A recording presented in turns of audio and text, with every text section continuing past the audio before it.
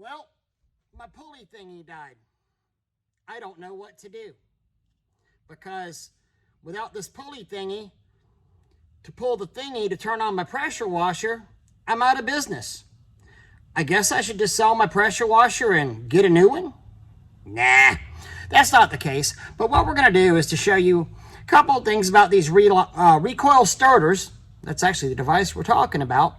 How to restring them, how to put a new handle on there, and just some in-the-field maintenance you can do so whenever this happens to you, and it will if you're using a recoil starter machine eventually, to get you back going. Now, the first thing you should do is go on to Amazon or eBay, and you should do this way before your string ever breaks, and buy a spare recoil starter, or half a dozen spare recoil starters. Every one of our service trucks carries at least one of these with them at all times.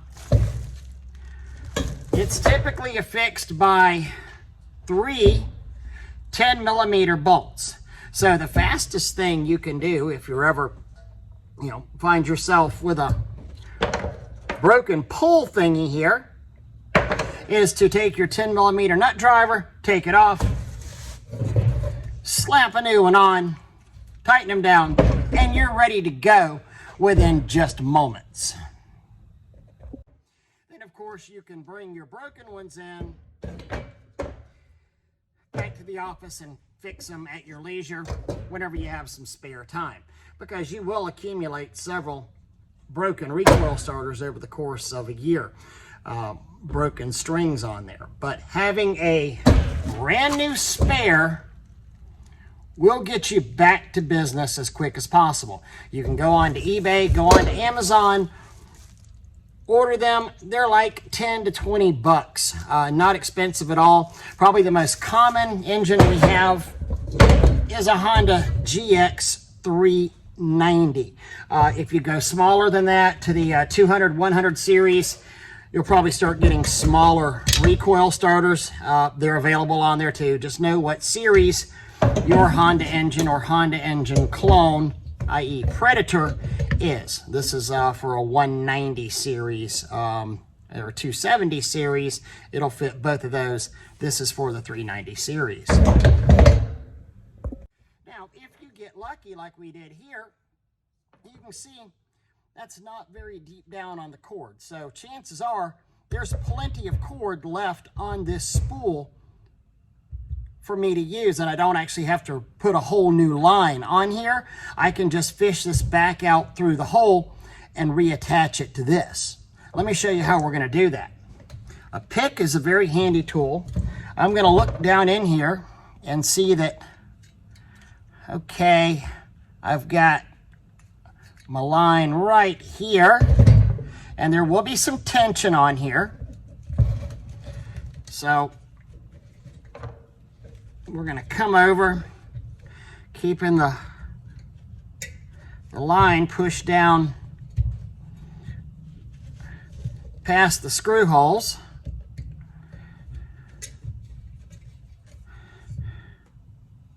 And run it out through the hole. Now, always recommend trimming this up so you don't have this big bush of a knot to deal with. If you have a lighter handy, always a good idea to melt that down just a little bit. I don't smoke, I don't have a lighter handy. So I've got that lined up in the holes here, or in the groove. And I'm going to come in here and just work it. It's the hard part. Through the hole that it belongs.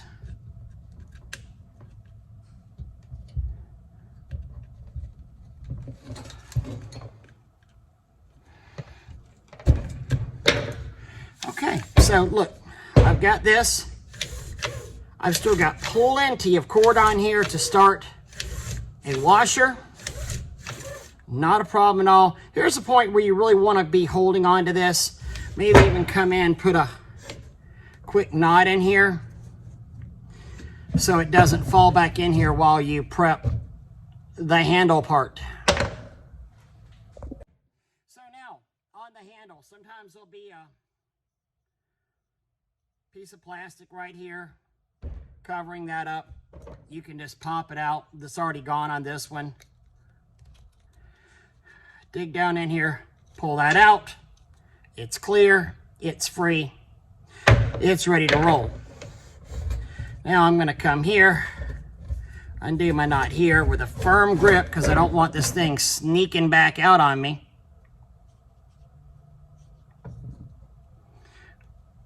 And I'm just going to feed it through here. Then double knot that so it can't get back through the hole.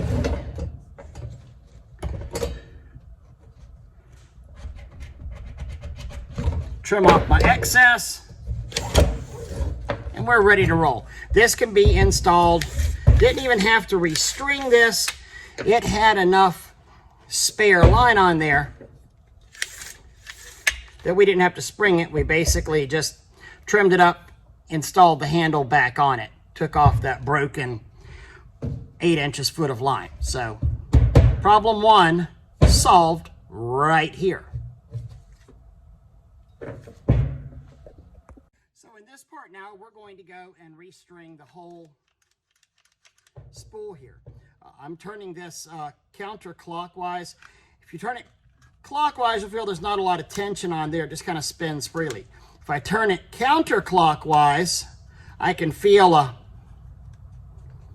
tension building up in that spring. So I want to keep twisting it till that spring gets nice and tight. I don't want to over tighten it. Just let, you know, what you feel be your judge on that. And you'll know to stop at that point. So you have to hold on to this or it is going to shoo back up. Well, here, let me show you. That's what happens if you don't hold on to it. So going back clockwise here.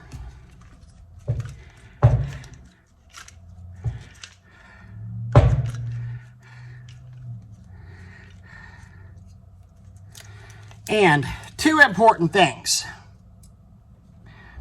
Let me get the angle right. There's 2 holes that you want to get lined up. There is the hole right here that's on the inner spinner, and then there's the hole that's right here on the housing.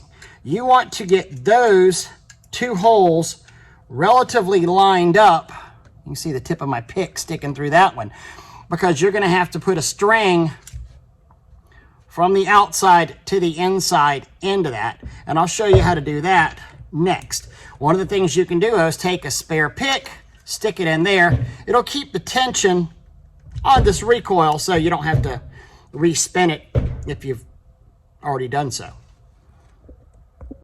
This is also another thing that every truck needs: a spare starter handle. Lowe's, Home Depot, all of them have them.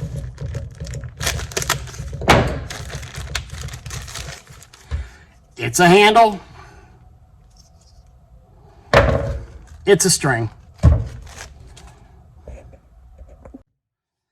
So I've got this already tensioned. It's spun around. I've got my holes relatively lined up.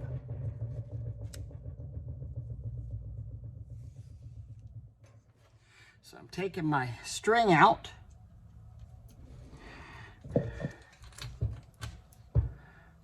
You can see me feeding this in.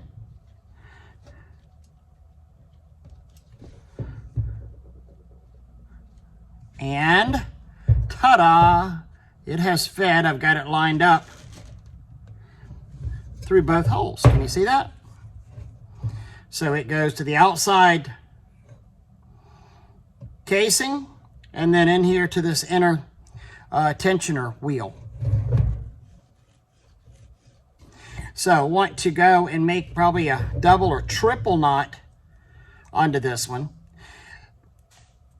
This starter string is actually a smaller diameter than the original string that came on there. I don't know if you can see that. Really doesn't matter. It's all cool. I like the thicker ones better. They're easier on your hands whenever something goes wrong. But This will work just fine. So I triple knotted that. I'm going to stick that into here. You can see I'm going to pull a little bit, remove my brace, and slowly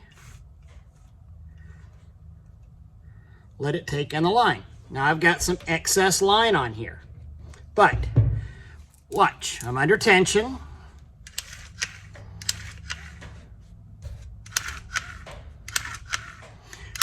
Working exactly like it should be. Because I have enough line here, I don't have to worry about losing it in there, so I'm not knotting this at this point.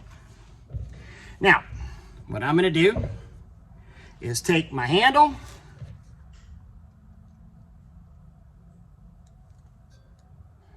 slide it over here. It's come out the end. Might give it just a little bit of a pull out so I don't get the flop over handle. And again, maybe a double or a triple knot along in this area.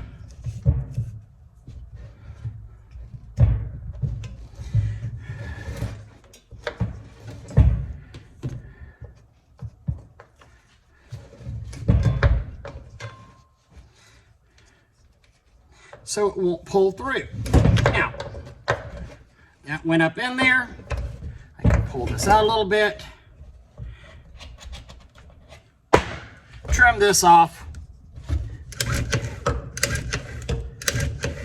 Presto, we've got this recoil starter now relined and ready to be reinstalled.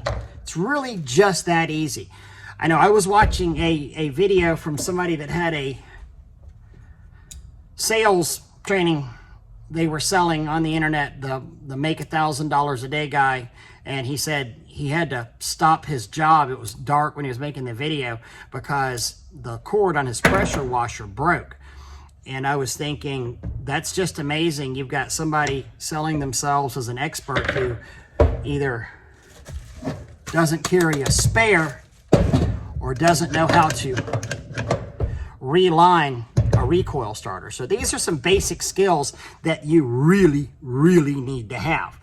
And in fact, if you've got a bypass on your pressure washer, bypassing back into a tank, not just bypassing back into the pump, because those bypass loops aren't long enough. But if you're bypassing back into a tank, there's really no need to be shutting your pressure washer off on jobs. They should be firing and running from the time you get to the job and start using it until the time you're done with the job. Turn it off with a ball valve, let it go into bypass mode.